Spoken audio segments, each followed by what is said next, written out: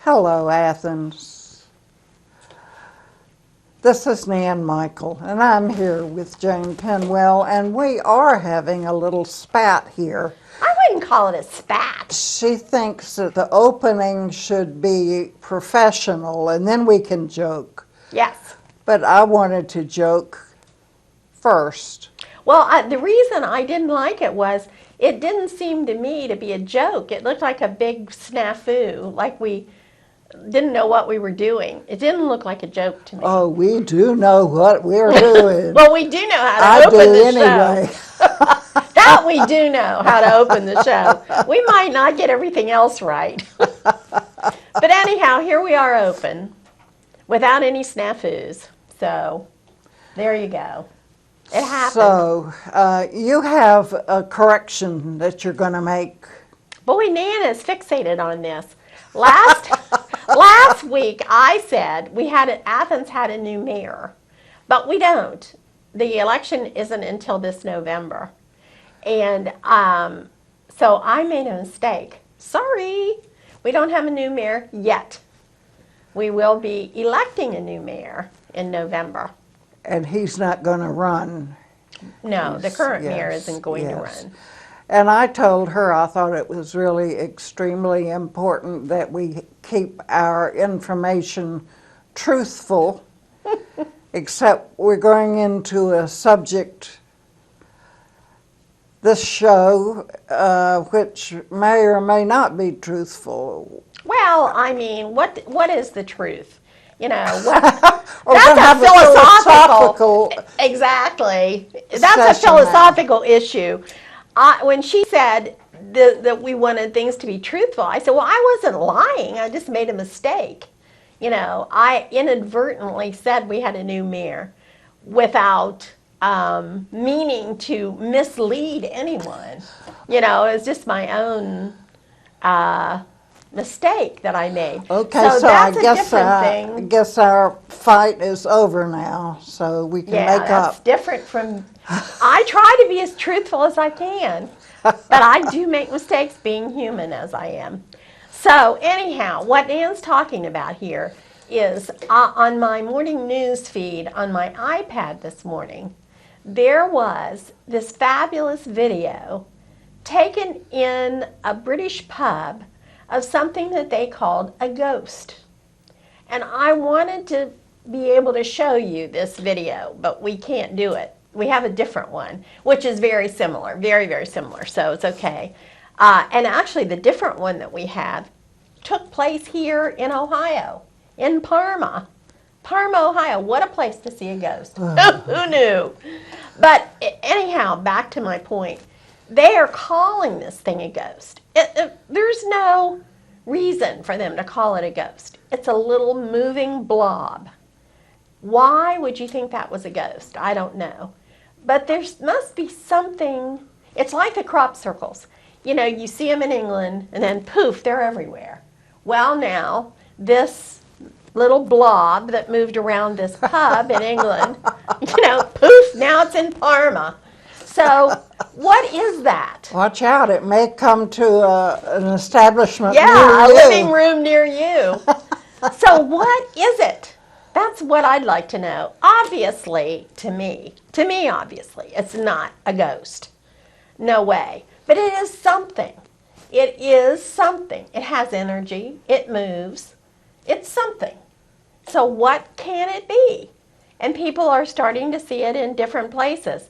If I can get the video that I saw this morning, we'll put it on next week so you can see it as well. If you remember this one you're going to see today and then see the one from next week, they're very, very similar. And that blob is pretty similar. Because I say blob because it's amorphous. It doesn't have a shape. You know, when I think of a ghost, I think of it looking like a person. You know, like something like a person. Or at least being dimensional in the sense that it stands up from the floor. So amorphous blobs floating around. Does that seem like a ghost to you? Is that what you think of when you think of a ghost? Not me, I don't.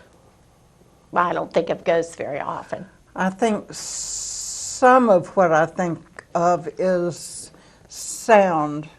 Oh, sound. Interesting, interesting. These amorphous blobs have no sound. They just float around. There's no sound involved at all. So that's an interesting aspect. Well, that'll be a next step if this is a practical joke. They'll be adding sound. Yeah, probably. But I don't know. I don't know that I think it's a practical joke. These things were seen on security cameras. And granted, you know, you could probably do something and create a situation that would be seen on a They security were seen camera. on security cameras. So it isn't a human being saying, "Oh, let me show you this amorphous blob that I taped." It isn't that. It's that the security camera is rolling and it just happens to catch this. So, you know, but that's not to say somebody couldn't have sneaked into that pub and done something, or done something at this convenience store where you're going to see the amorphous blob and the Parma blob. There's a Parma blob and there's an England blob. So far. So far. And there may be more. I mean, I haven't truly explored this on YouTube to see how many there may be. But what I'm saying to you is, why are people calling this a ghost? What? It's not a ghost to me. To me, a ghost has a form, you know, more like a human form. Doesn't look like an omelet floating around, you know. So it kind of sounds like you believe in ghosts. No, If you've decided what one looks like. Well, I mean, if I think about one, that's what I think of. Probably just because that's what I've seen on TV and in movies and stuff. Casper.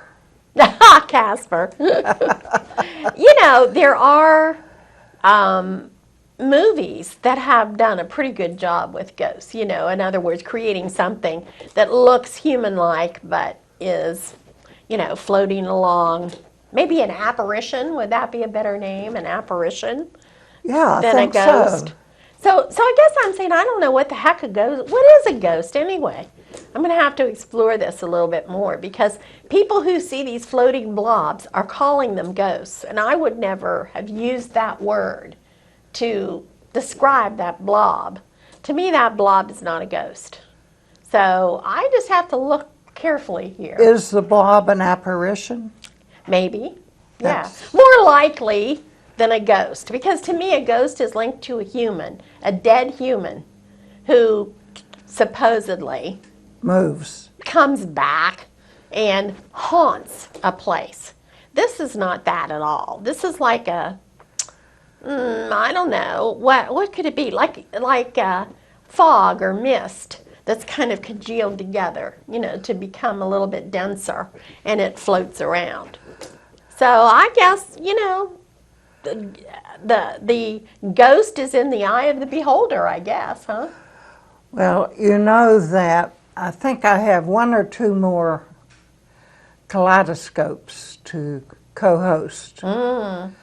And so we're, at least my part's going out with a bang or a boo. You're going out but you're not going out as a ghost, huh? No, and I hope you have a replacement in the wings for me. I don't, not at the moment. I haven't even dealt with this. So When I don't show up, you will deal with it. you're like, I'll sit here next to your chair and talk to you. And your ghost can show up. How about that? Now, honestly, folks, she keeps saying this, but I don't believe it. I don't believe that she's going to go home and never come back. That just doesn't seem possible to me. So we'll see what happens. I've got a couple of interviews, really good interviews for September. So we'll see. Great. Oh, We'll great. see. But back to our discussion of the occult.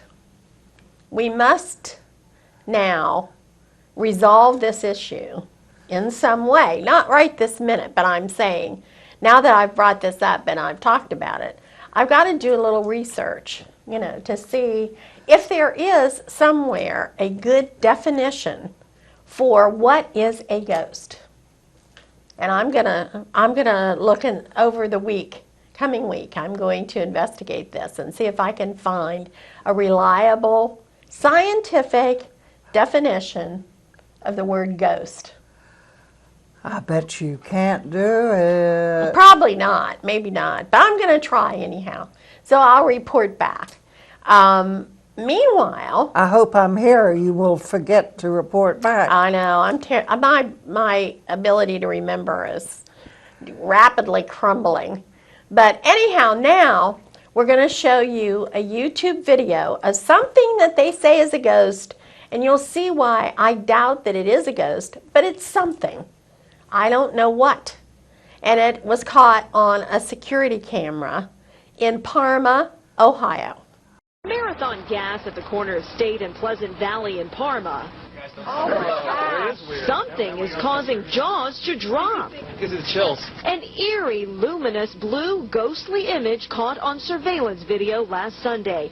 Station owner Amid Abu Zaharia had to do a double take. I watched it for half an hour, and then actually I see it move. That's really, I got freaked out. Think that's freaky? Watch this. The image sits there for half an hour, then flies off.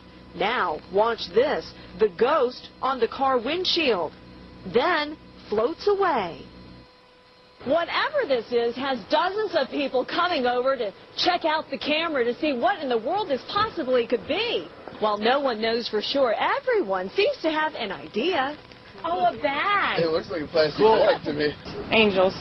There's an angel here. This was like an old Indian reservation, from what I understand, and I've lived here for 30-some years. So Whatever it is, I ain't seen no ghost.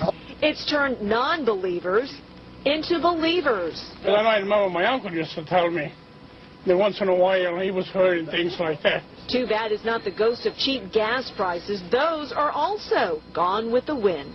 Well, along with our topic of things that go bump in the night, my co-host has stumbled across another weird, weirdo.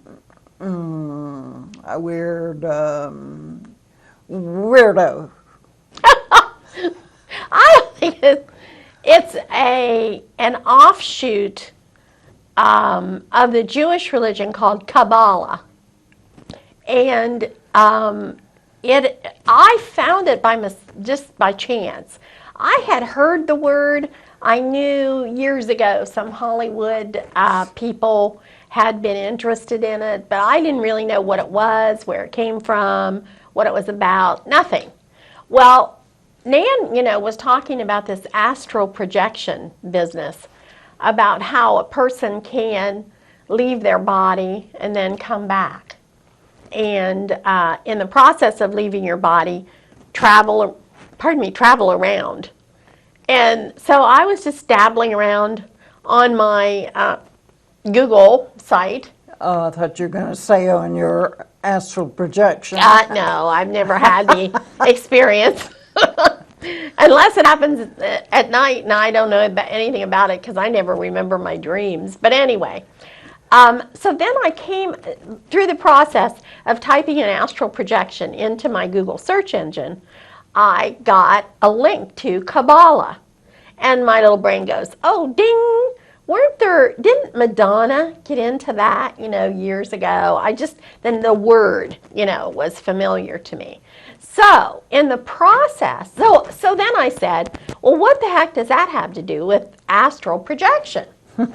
So I read about it, and it turns out that the Jewish mystics who practiced Kabbalah could leave their bodies.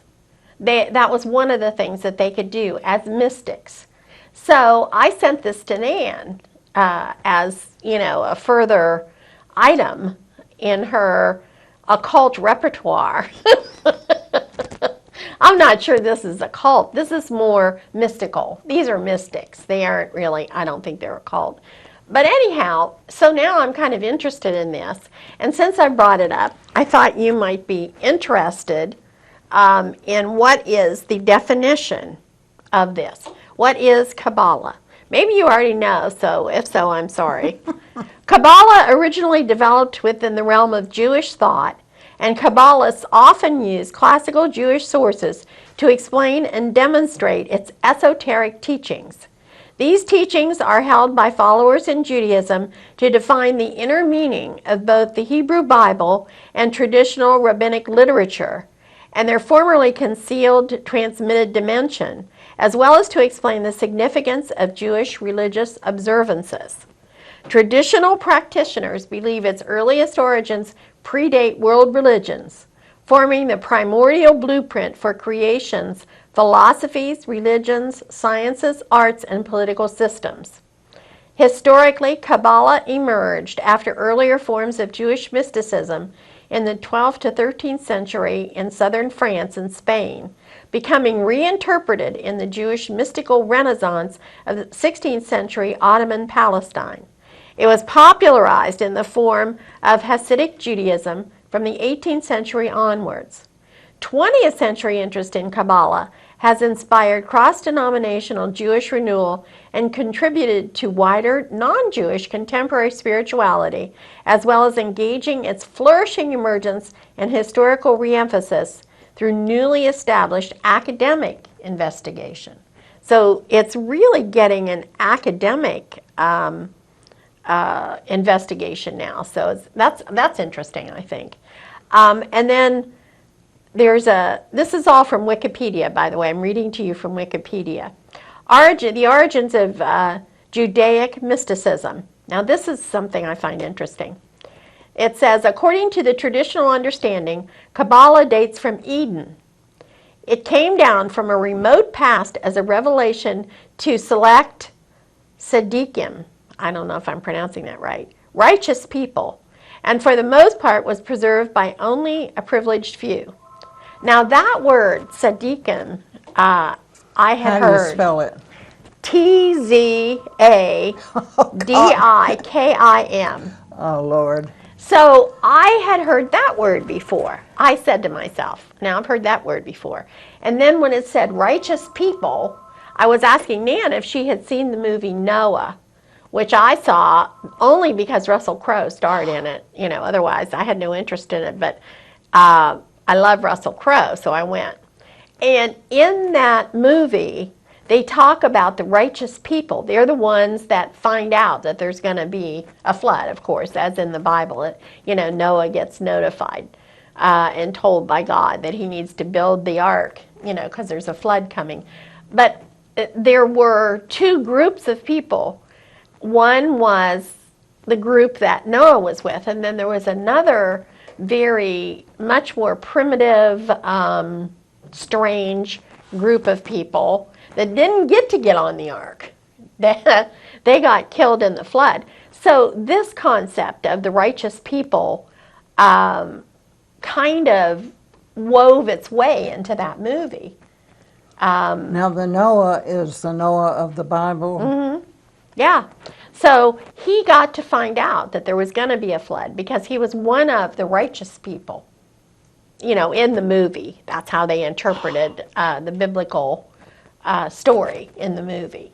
So I thought that was interesting that they had that term, righteous people, in that movie. So anyhow, now I'm interested in Kabbalah and what it is, kind of. So now, the origin of the term Kabbalah. Originally, Kabbalistic knowledge was believed to be an integral part of the oral Torah given by God to Moses on Mount Sinai.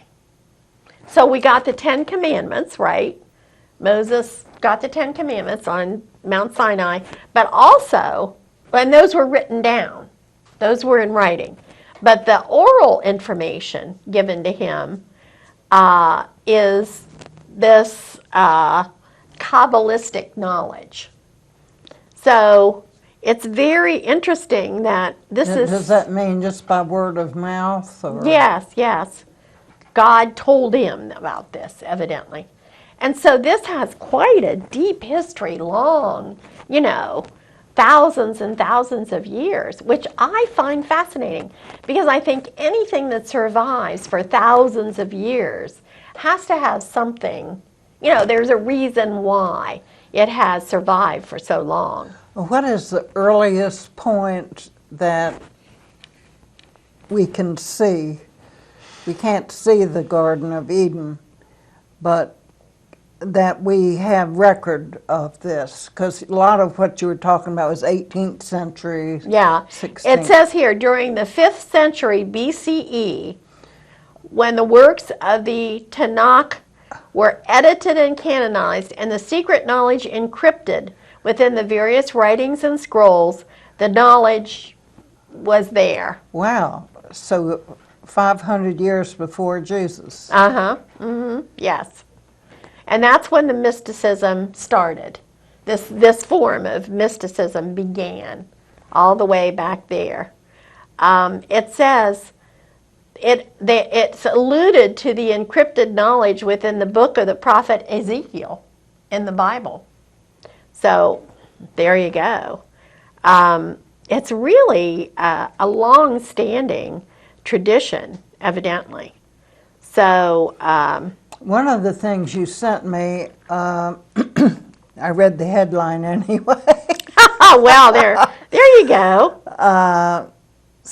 said that the neurologists nowadays are studying consciousness and the brain, and they're getting a late start because the Kabbalah has been doing this for centuries. Yes. And what aspect of consciousness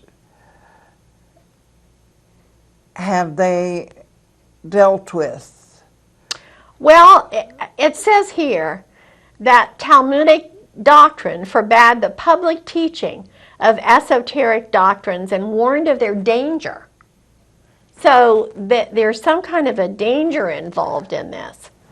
Rabbis were warned to teach the mystical creation doctrines only to one student at a time.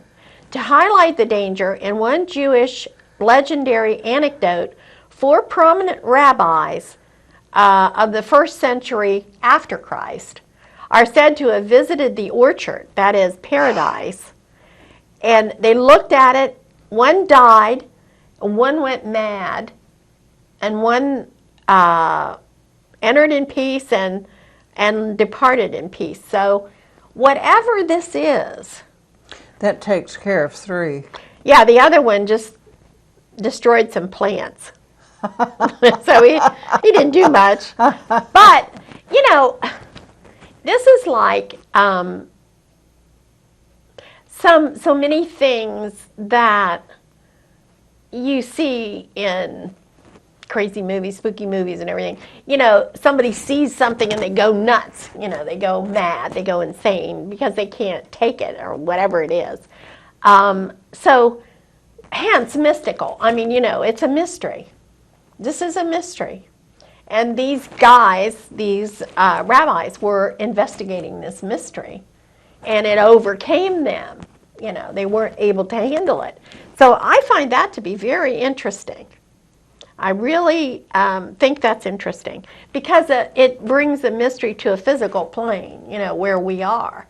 They were real human beings, let us say, and they saw this mystery and they went mad as a result of seeing it. What could it be?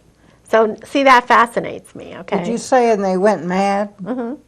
They went insane. Just lost their that mind. Story about the 4? Mm-hmm. Well, Two that of was them, just an anecdote. It was, but I'm saying, let's suppose, they really were real human beings, okay?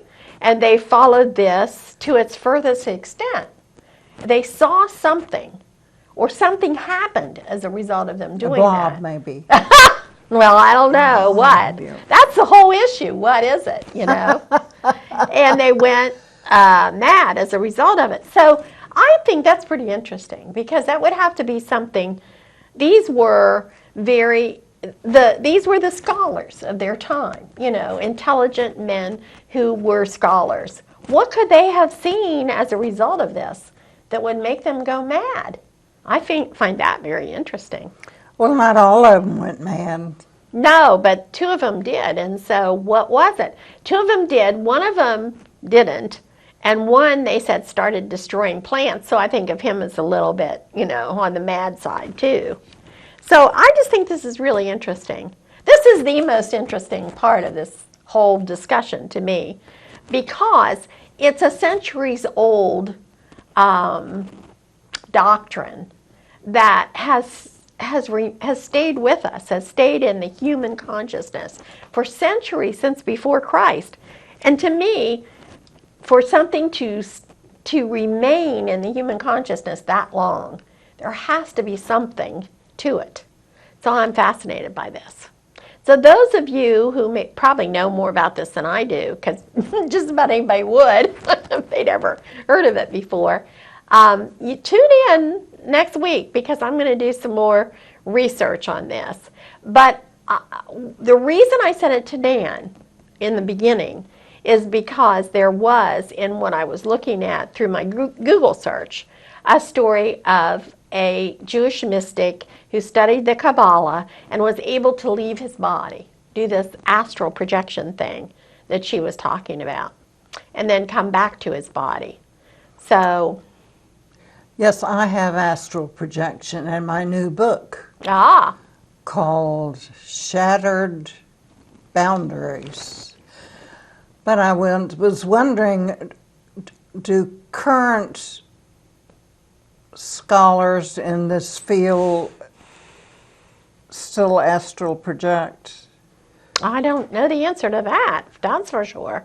I mean, I guess, I'm just guessing, I don't know. So I'm not telling a lie, I'm just guessing. This seems to be something that crops up in mysticism everywhere. Like, I'm sure in India, you know, the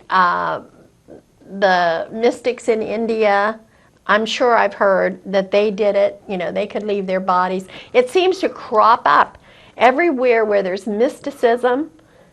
At some point, somebody, not everybody, but you know, somebody is able to leave their body, or say that they have left their body. We talked about Edgar Cayce, remember? Who's an American mystic. If you've never, if you're interested in this topic and you've never heard of Edgar Cayce, you should look him up because he's, I think, a true American mystic. Probably, maybe the only one we've ever had.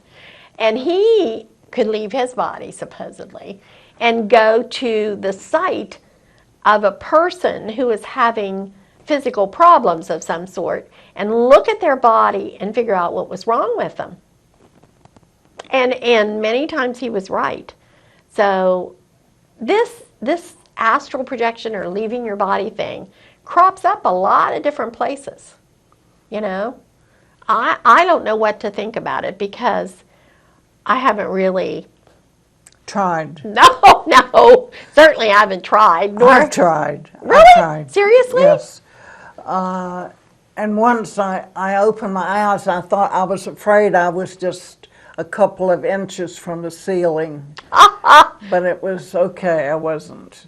So that told me that I was really afraid of it happening. Right. And that works against doing it, I guess. Well, you know, in these near-death experiences, you've probably read a lot about that. A lot of times people who are having a near-death experience describe themselves as floating above their body and watching the doctors work on them, you know, and so on and so forth. So I'm starting to believe that there's something here. I don't know what it is, and I'm a big skeptic, big-time skeptic of all this stuff. But, you know, if if enough people say it quacks like a duck, maybe it's a duck. Maybe there really is. And another thing that makes me think there's some possibility of something here is that we don't use all of our brain at all. I mean, what is it? We only use a third of our brain or something. There's a whole lot of brain power there that we don't tap into in our everyday life. So who knows what's lurking back there or what it could do. But it would be very interesting to find out, I think. And I think I think mysticism, like in Eastern mysticism, they chant, Om, I think there are ways to probably bring that power, whatever it is that we probably all have in our brains, forward by shutting down the chatter, in your brain, the everyday ongoing chatter. But you just said you wouldn't try No, astral projection. absolutely not. What's your fear? I'm not. I don't know if it's fear. She likes her body. Yeah, not really, but that's the only one I got, and I don't want to lose it. I think that's it, pretty much. This is the only one I got, and I don't want to lose it. I'm only interested in this in an intellectual way. I don't want to actually do it. No. I think the Jewish guys were right when they said, this isn't for everybody. Don't tell about this to everybody. Well, I wonder if they're still saying that today. Oh, I'm sure they are. I bet they are. Because if there's some kind of danger in it, over these thousands of years that it has existed, they have found that it has the capacity to cause people to have some kind of a mental breakdown. Well, the No, Ouija board's supposed to sometimes attract evil spirits. And I think when people start doing the Ouija board, they're supposed to just call upon good spirits and not bad. Yeah, well, how, if there are spirits, how do you prevent the bad ones from getting in there? I say don't open that door. If there is a door, don't open it. Stay away from it. So you wouldn't make a good scientist. Well, I would intellectually, but I don't want to actually do it. I'm thinking about it, and it's interesting for me to think about. But to actually do it, no way. You'd tell somebody else to do it. No, I wouldn't tell anybody to do it. I'd just say, let's examine what we have in terms of our knowledge base now. But for me, to actually try to do this or ask somebody else to, no, I never would. Never. Well, it sounds like you believe in it. I think there's something there, and it might be dangerous. So I wouldn't play with it. I don't believe, in the sense, believe, what's belief? It seems to me, from what I've read so far, that there is something that people have tapped into. I don't know what it is. It's a mysterious force as far as I'm concerned. And I'm not, and just like, atomic energy, I'm not playing with it.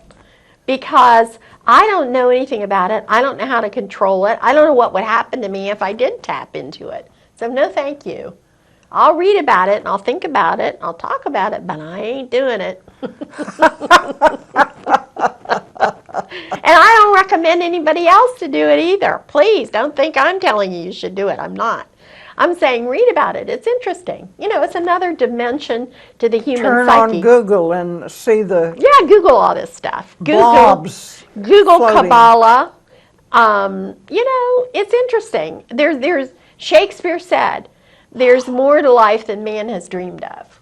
And that's so true. We don't even know what all's out there. And this may be one aspect of something that our brain, the unused portion of our brain, just like psychic phenomena, people say, oh, I knew you were going to call before the phone rang, stuff like that. That's something that's going on, something in our brain that is doing that. I don't think it's woo, sight, coming from some other planet or something. I think we probably all have an immense amount of power and reservoir in our brains that we don't use and we can't consciously use. Somehow it breaks through. I told you my story. Did I not tell you my story of knowing that guy was going to die? I knew it as sure as I'm sitting right here in Athens, Ohio. I knew that. Where did that come from? I'm the furthest person from anybody would have a psychic experience. I think Nan will testify to that. But yet it happened to me. So there you go. There's something, and it wasn't, this is also what's interesting to me about it. It wasn't a thought. It was a feeling. I didn't think to myself, that guy's going to die. I just knew it. I knew it, a strong, knowing feeling. No words involved. So, when people say they have these psychic things and people from beyond talk to them or something, I got to doubt that. That didn't happen to me. I just felt that man was in terrible danger and probably was going to die. And the more I saw him, the more I was sure he was going to die. But I had no idea how, when, where, none of that. I just knew it. Interesting, huh? Very. Yeah, and I just saw him on TV. I don't know this guy. I never, barely knew his name. But I just knew it.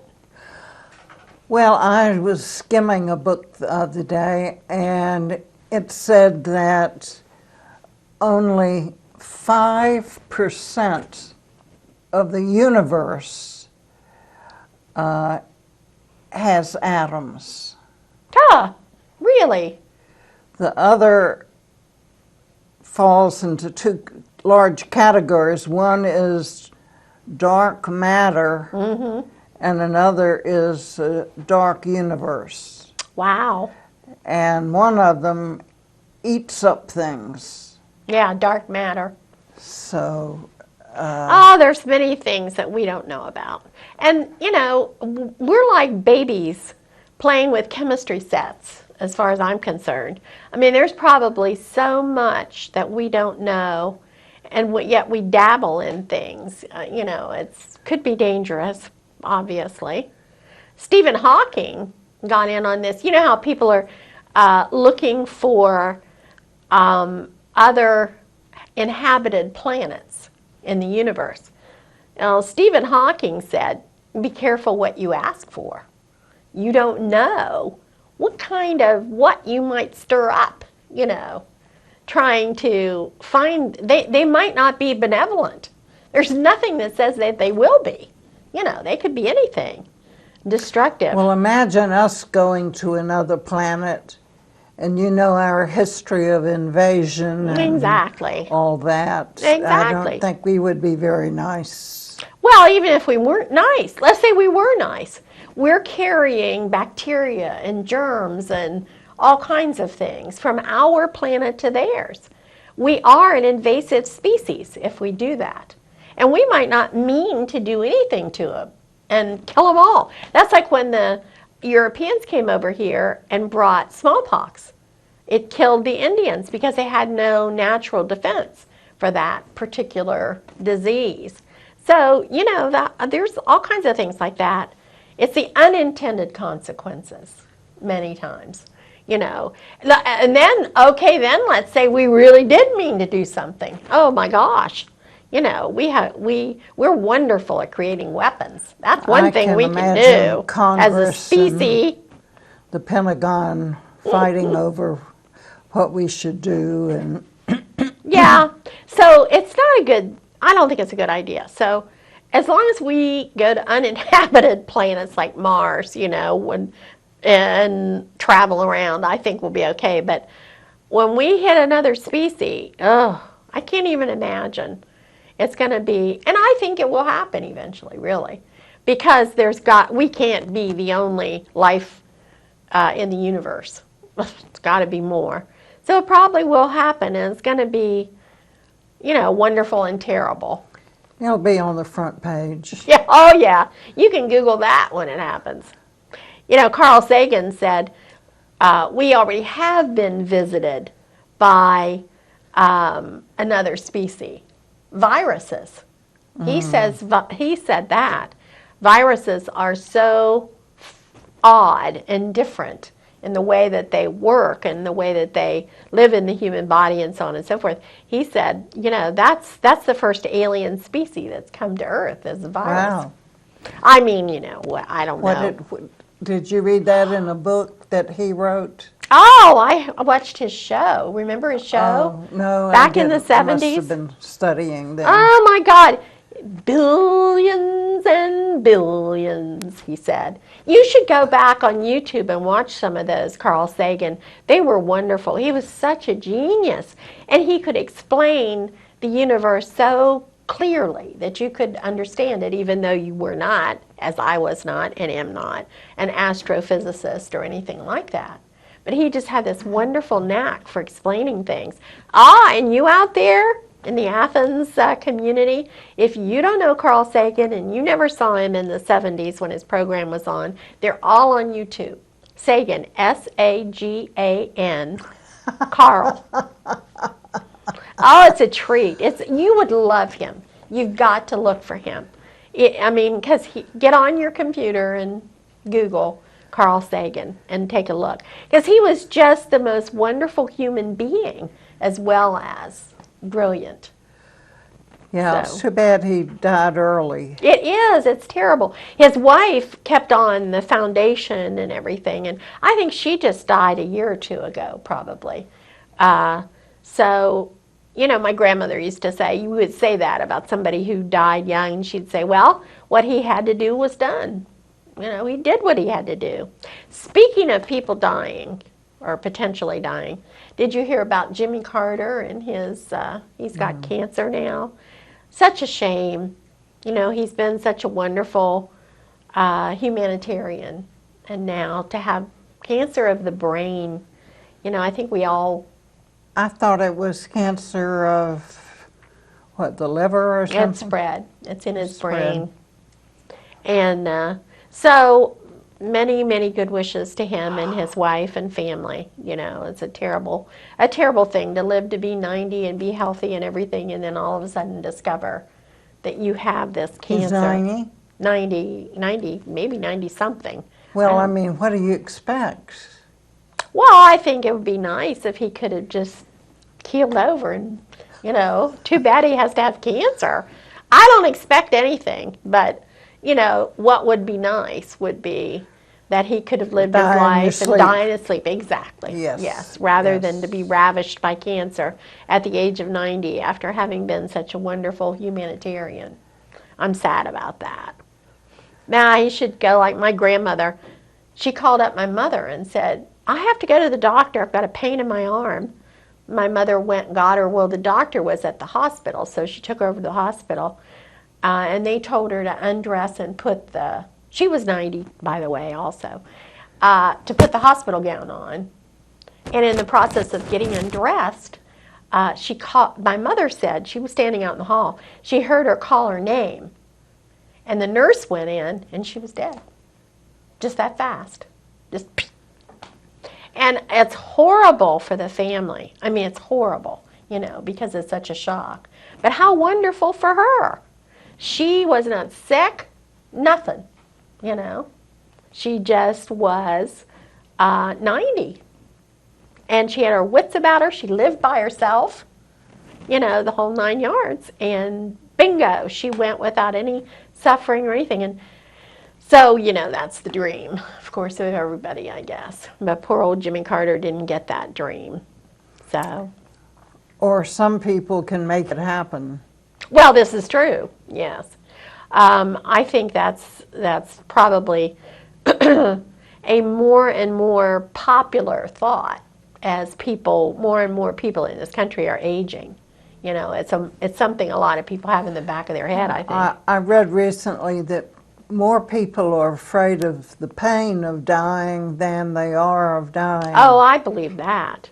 That's why I feel so bad about Jimmy Carter, because cancer, I mean, I don't know if cancer of the brain causes you pain or not, but I mean, you know, it's just, it's horrible. And to think of losing your faculties and, you know, your dignity and,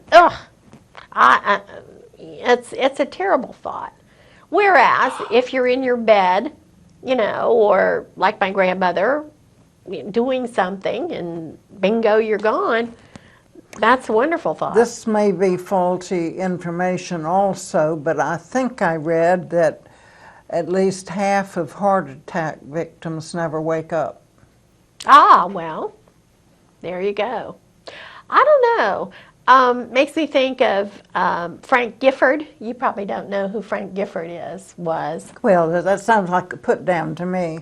No, it isn't, because he was a football player. And Oh, I just am assuming that you would not know football players. I grew up in a football family, so all the old football players I know because they were my father's idols. And he was a really wonderful, fantastic football player. And died in his sleep, too. He was asleep in his chair watching TV. And his wife went in to get him. They were going to church, actually, to go to church, and he was gone.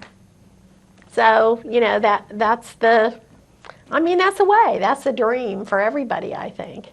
So, anyhow, off this topic of death, I'm getting Death and dying. spooked by this. Nan has a little video, a presentation from the fair, right? Right. And I had just taped 2 hours of the horse pull, and it was a hot day, and I did not have the energy to go up to the rides. I didn't have much energy at all. So I got little clips and put them together with a little bit of the horse pull, and we got some music behind it. So for the first time ever, we don't have the lights and the twirl and everything. At nighttime, it's so much fun to see everything. But anyway, all you can see is just a little bit of something going around while some musicians sing. So let's go to the fair. Let's go to the Athens County Fair. You're starting on me already. Hey, you know, this is the 164th annual Athens County Fair.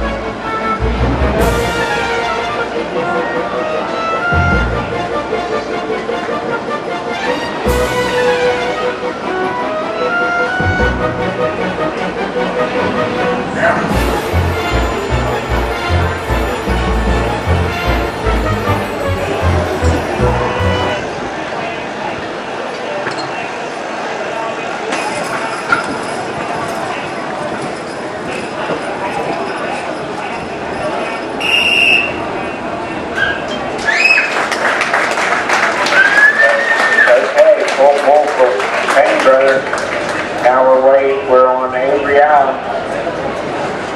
Avery Islander, I'm sorry.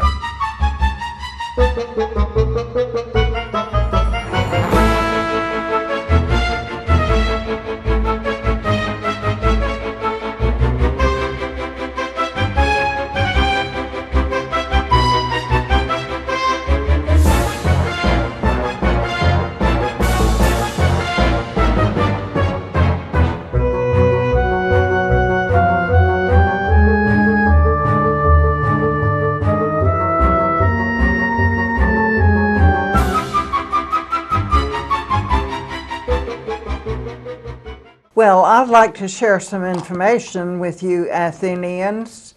If any of you are budding writers, wanting to write the great American novel someday or put your poems together, I want to tell you about this little trick.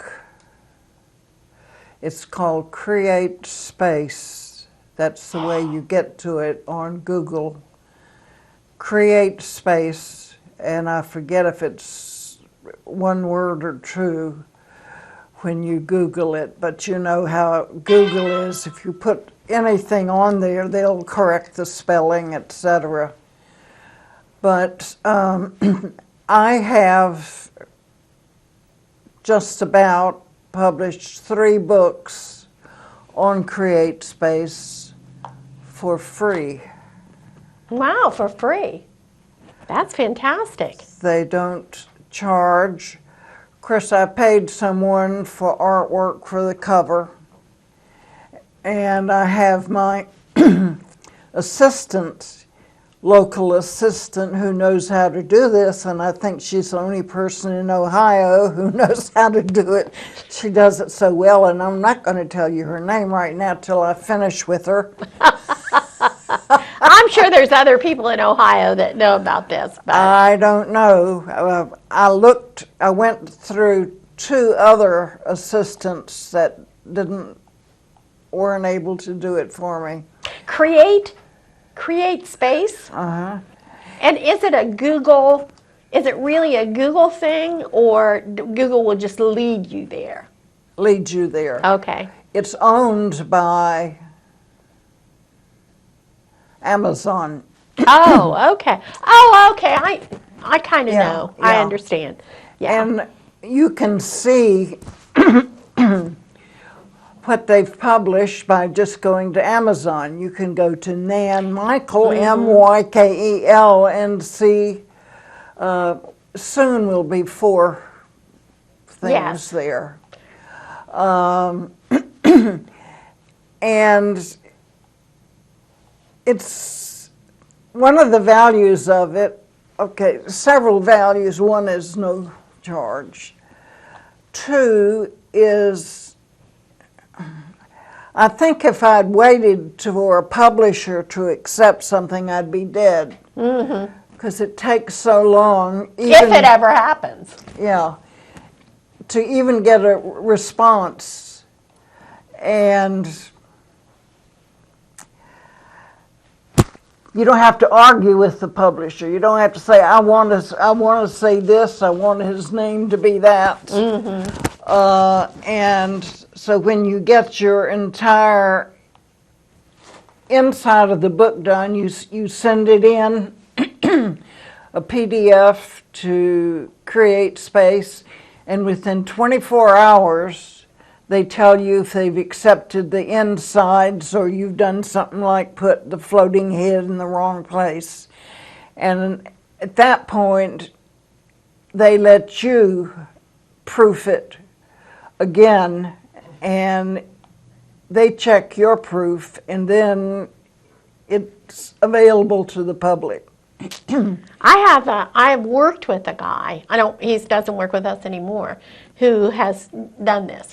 He's also self-published on Amazon a couple of books. We had we had a friend of yours come in, but he was Lulu.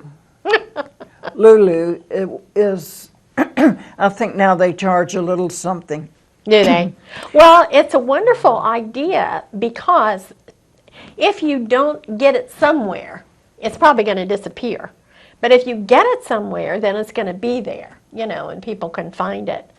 So remember that. Google create space, right? Right, and they'll give you a barcode number, and it's just a beautiful experience, and I just love being able to have things happen that I want to have happen without arguing. And I see the little signal in the other room. You don't like us to No. admit that we are human.